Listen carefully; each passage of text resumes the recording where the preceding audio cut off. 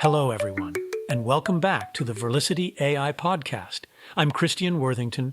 And I'm Sandra Giffin. Sandra, if you spend any time online, or even just talking to friends and family, there's a narrative about AI that is almost impossible to escape.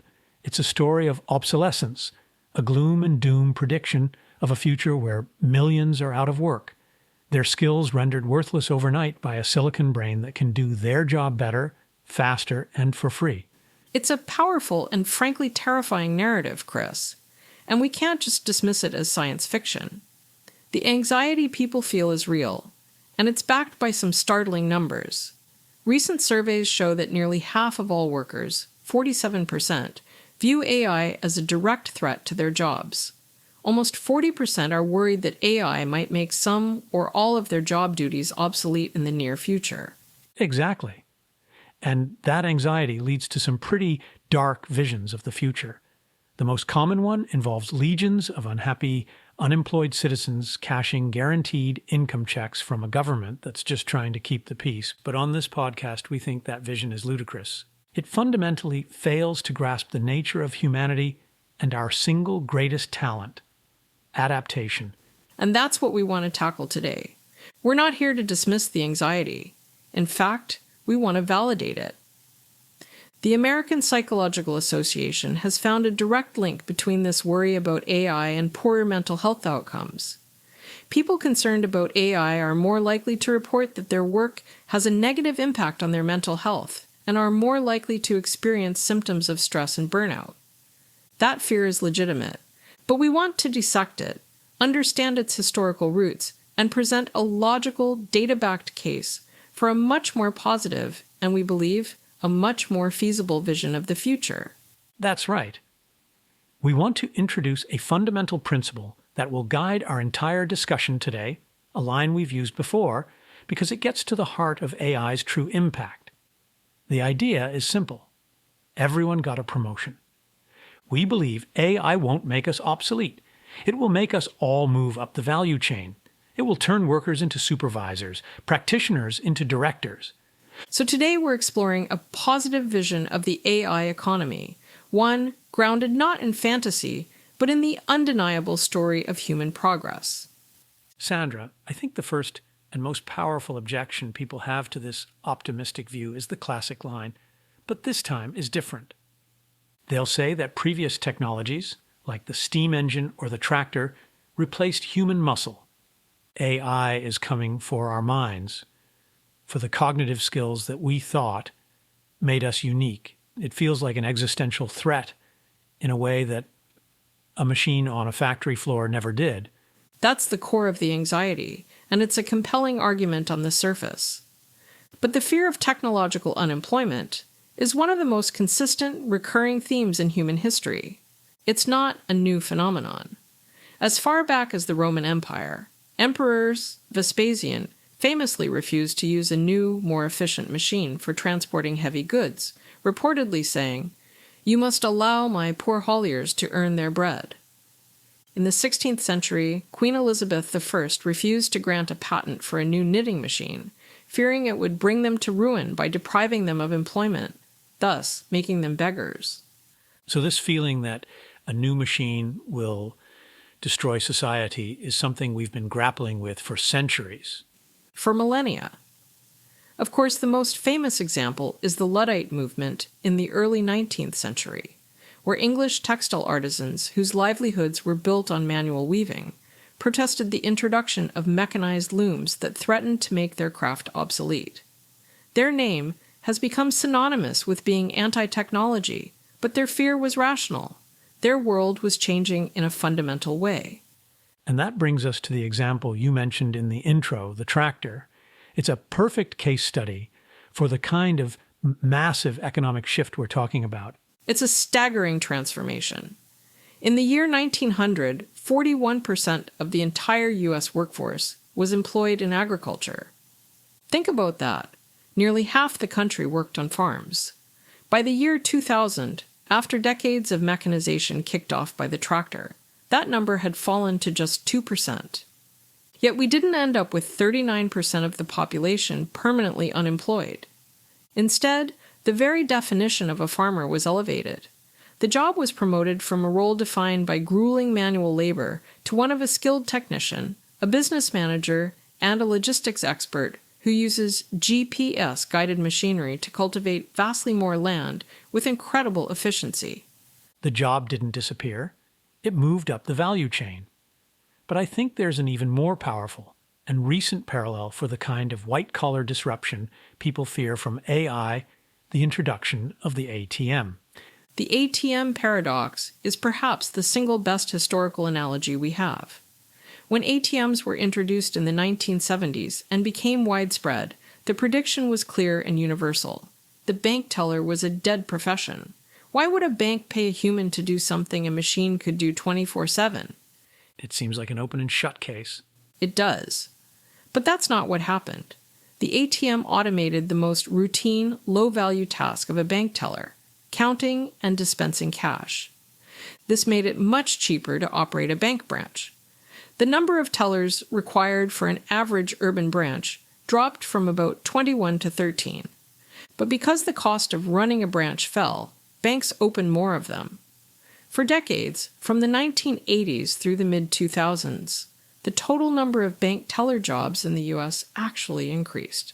That's completely counterintuitive. It is. And even more importantly, the nature of the job was transformed. With the routine task of cash handling automated, the teller's role was promoted.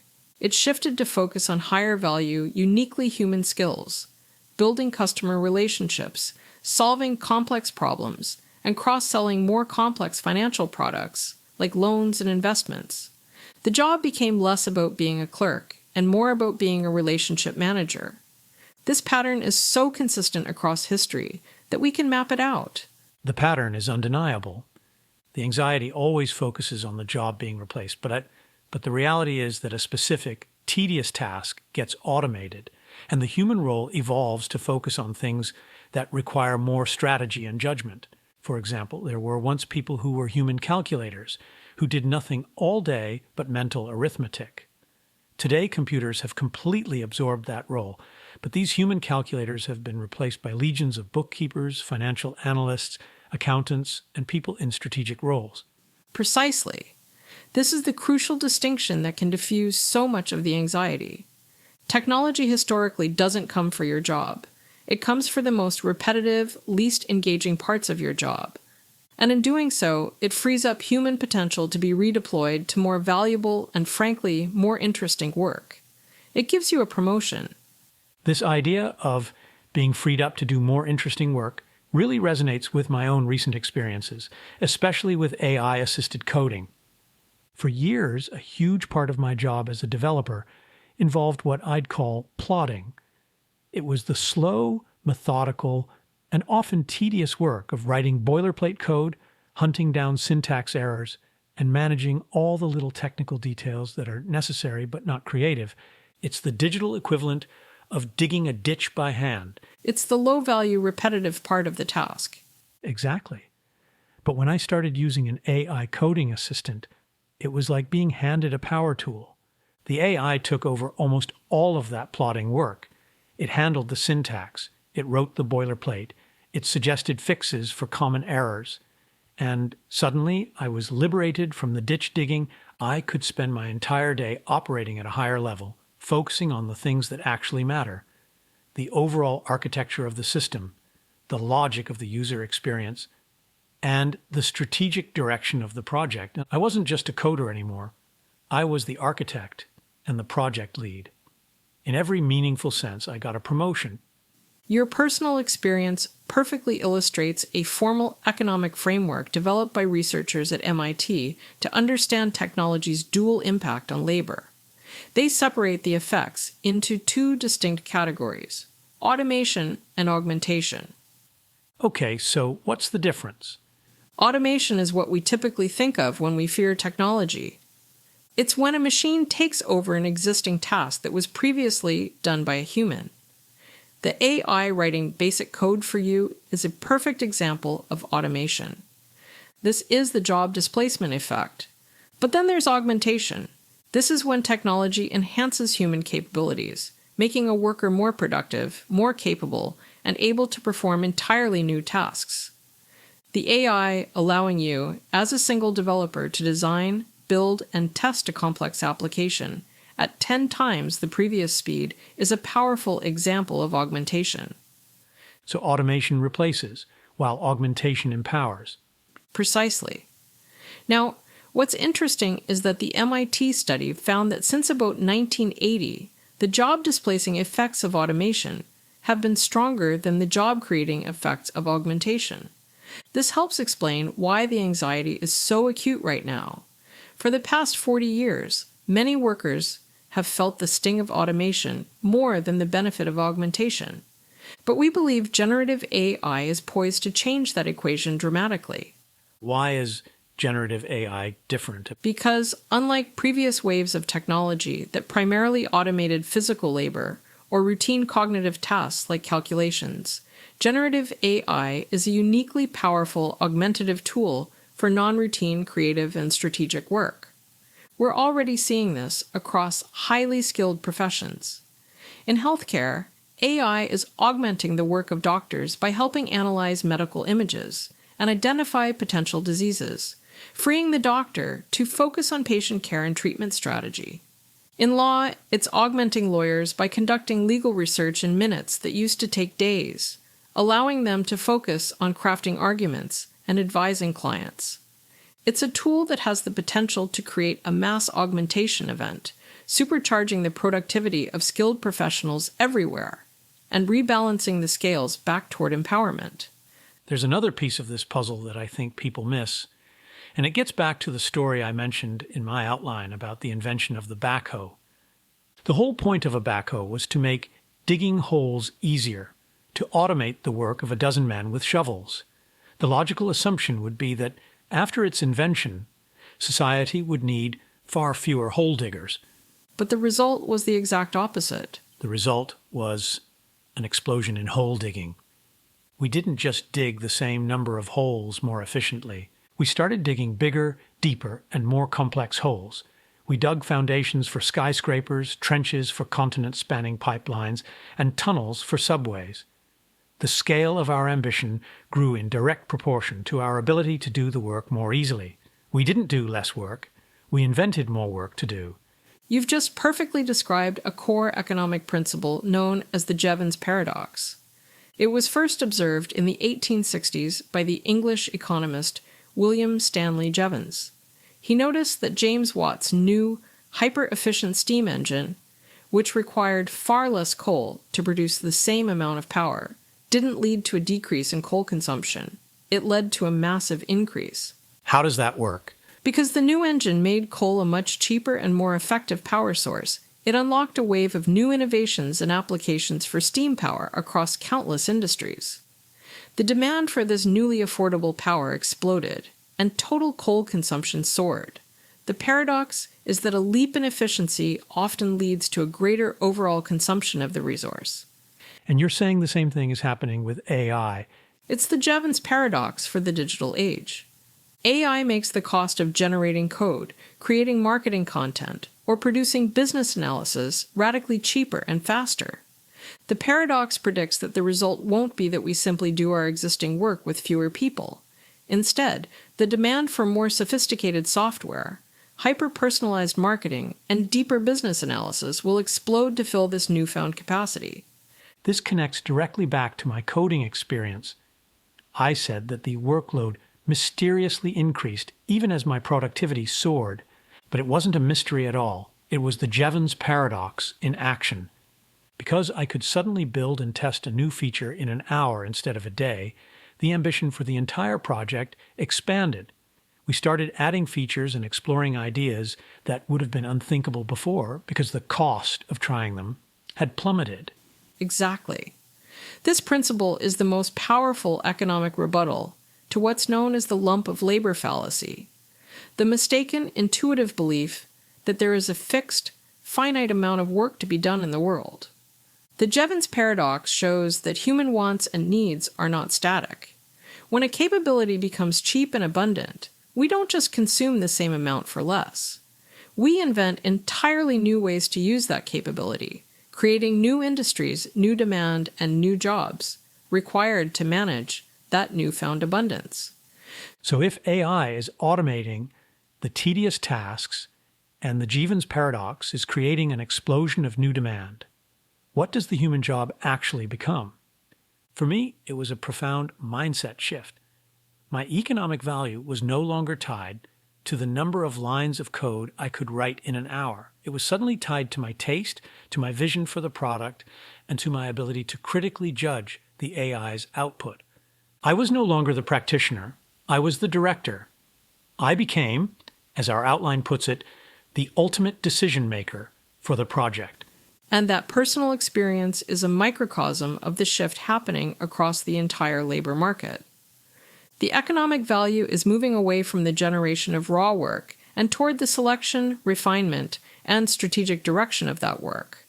In a world where an AI can generate 1,000 marketing slogans in a second, the person who can pick the one that will actually resonate with customers is the one who holds the value. It's a shift from production to curation. It's a promotion to a managerial role. We're already seeing a host of new job titles emerge that are built entirely around this new paradigm. A prompt engineer, for instance, is essentially an expert at asking an AI the right questions to get a desired outcome. An AI ethics specialist is a role dedicated to applying human judgment and values to these powerful systems. We're seeing explosive growth in roles like big data specialists and fintech engineers, whose primary function is to leverage AI to extract strategic insights from vast data sets. And even for existing jobs, the job descriptions themselves are being rewritten. They are being promoted. A marketer's job is becoming less about the manual act of writing copy and more about designing the overarching campaign strategy and then selecting the best AI-generated variant for each target audience. A programmer's role is shifting away from worrying about syntax and toward high-level systems architecture and design. The common thread in all of this is a move up the value chain. When the raw material of knowledge work, the text, the images, the code, becomes abundant and nearly free, its economic value naturally falls. Basic economics tells us that the value of complementary, scarce resources must then rise. And the scarce resource is human judgment. Exactly. High-quality human judgment, good taste, clear strategic intent, and ethical oversight are the scarce resources needed to make sense of a world of infinite AI-generated output. The economic rewards will flow not to those who can simply command an AI to generate something, but to those who can best direct that generation and curate the output to achieve a specific, valuable goal. That is the economic logic behind the Great Promotion. But this promotion isn't free. There's a hidden cost, a cognitive tax that I don't think anyone was prepared for, and it's a phenomenon we're calling AI decision fatigue. I can only describe it from my own experience. After a full day of working with my AI coding partner, I would end the day feeling more mentally exhausted than I ever did when I was crawling along writing code the old-fashioned way. Which seems completely paradoxical. The AI is doing the heavy lifting, so you should feel less tired. That's what I thought. But the dynamic changes completely because the AI solves tactical problems almost instantaneously. The ball is always in your court. The moment it finishes one task, it's waiting for you to make the next strategic decision. What feature should we build next? Is this user interface the right one? How should we structure this database? There's no downtime, no period of mindless plotting. It's a constant, relentless flurry of high-stakes decisions. It's the paradox of this enabling technology. It takes away the manual labor, but creates a new kind of executive labor, and the workload mysteriously increases. What you were feeling has a firm basis in psychology. The term decision fatigue describes the well-documented phenomenon where the quality of our decision-making ability deteriorates after a long session of making choices. Our capacity for making rational, well-thought-out decisions is a finite resource, like a muscle that gets tired with overuse. So my brain was literally getting tired from making too many choices. Precisely. This is caused by two related concepts. The first is cognitive load, which is the total amount of mental effort being used in your working memory. The second is choice overload, where being presented with an excessive number of options leads to mental paralysis, anxiety, and dissatisfaction with the choices you ultimately make. And AI supercharges both of those. It puts them on steroids. An AI assistant doesn't just give you one answer. It can provide a fire hose of options, analyses, scenarios, and potential paths forward. The human's job in this new partnership is no longer just to perform a task, but to constantly evaluate, verify, choose, and direct among a vast sea of AI-generated outputs. This relentless stream of micro-decisions and evaluations rapidly depletes our finite executive function resources. It's no surprise that studies are already finding that long-term interaction with AI is positively associated with mental exhaustion and attention strain. So the fatigue I felt wasn't a strange side effect. It was a direct consequence of my new promoted role. It is the cognitive tax of the promotion. The mental exhaustion you feel is the same exhaustion a CEO or a senior manager feels at the end of a day packed with strategic meetings. The nature of your work shifted from being primarily task-based to being executive function-based. In effect, AI is democratizing the cognitive burdens that were once the exclusive domain of senior leadership. Everyone, welcome to management. This leads to a really interesting paradox from the user's point of view. On one hand, as we just discussed, the AI can overwhelm you with a blizzard of choices, causing this intense decision fatigue. But on the other hand, if you're not careful, it can do the exact opposite. It can lull you into a false sense of security where you stop thinking critically altogether and just passively accept its first suggestion. It's a journey I went through myself, from the initial honeymoon phase where I trusted my AI partner blindly to the crisis where I realized it could lie and I had to become deeply skeptical of everything it produced. You've hit on the two opposing dangers of working with these systems. AI can be both a cause of and a supposed cure for decision fatigue, and both paths have risks. We've covered how it can cause fatigue through choice overload, but it's also marketed as a cure. A well-designed AI can absolutely reduce our cognitive load by automating low-stakes, routine decisions, things like scheduling meetings, summarizing long email chains, or prioritizing tasks, freeing up our mental bandwidth for the decisions that truly matter. But that's where the trap lies. The temptation is to offload more and more of the thinking to the machine. And that leads to a critical concept psychologists call the automation paradox. The more capable and reliable an automated system becomes, the less we engage our own critical thinking skills, and the more those skills atrophy. We become dependent. A fascinating and worrying 2024 study from Stanford's Human-Centered AI Institute found that business leaders who heavily delegated decisions to AI systems experienced a 37% reduction in their ability to identify novel solutions to complex problems compared to those who used AI more selectively. So by relying on the AI to think for us, we can literally forget how to think for ourselves. Exactly. That is the ultimate danger of this promotion.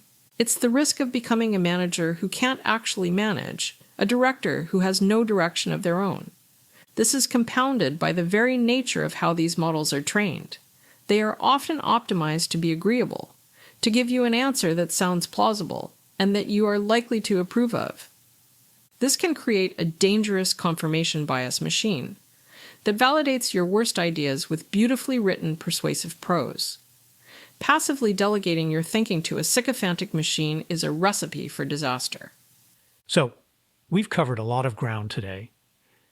We started by acknowledging the very real anxiety that AI is causing in the workforce. We looked to history and found a reassuring pattern from the loom to the tractor to the ATM, where technology automates tedious tasks and elevates the human role. We've seen how economic principles like the Giffin's paradox suggest that efficiency gains will create an explosion of new work, not a deficit. And we've explored the nature of that new work, a promotion to a role of director, strategist, and curator. But we've also seen that this promotion comes with a hidden cost, the intense cognitive load of AI decision fatigue, and the profound risk of the automation paradox if we become too dependent on these tools. Which brings us full circle, right back to the idea we started with. The single most important defining characteristic of our species is our ability to adapt. We are, without a doubt, the world's superstars of adaptation. No other living thing can hold a candle to our ability to not just adapt ourselves, but to adapt our environment to suit our needs. This isn't the first time a transformative technology has reshaped our world, and it won't be the last. And that is the final empowering takeaway. The future of work isn't about trying to compete with AI on its terms, on raw processing speed or data recall. That is a losing battle. The future is about mastering and elevating the uniquely human skills that AI can augment but never truly replace.